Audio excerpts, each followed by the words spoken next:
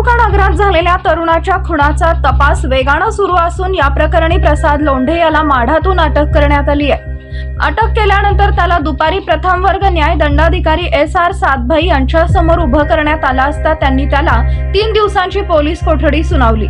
3 October रोजी सायंकाळी 6:15 वाजण्याच्या सुमारास मोकळ्या जागेत असलेल्या खोलीजवळ 3 कार आल्या, त्यातून 9 जण उतरले।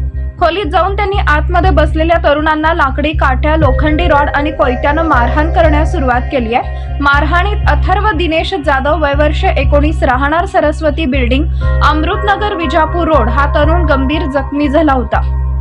उपचारादरम्यान त्याचा 4 ऑक्टोबर रोजी मृत्यू झाला।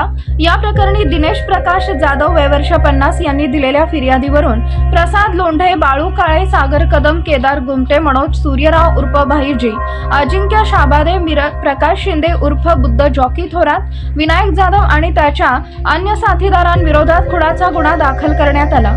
दरम्यान प्रसाद लोंढे हा माढा इथं येत असल्याची माहिती पोलिसांना मिळाल्यानंतर गुन्हे शाखेच्या पोलिसांनी त्याला सकाळी 11 वाजता अटक केली। दरम्यान खुनाच्या घटनेनंतर रेणुका नगरीतील खोलीजवळ लावण्यात आलेली कार क्रमांक MH13 BN 989 पोलिसांनी जप्त केली। त्या ठिकाणी CCTVचे फुटेज असलेला पेनड्राईव्ह देखील जप्त करण्यात आलाय। अन्य 8 जणांचा तपास केला जात असून यासाठी पोलिसांची पथकं पुणे आणि अन्य ठिकाणी रवाना झाली आहेत।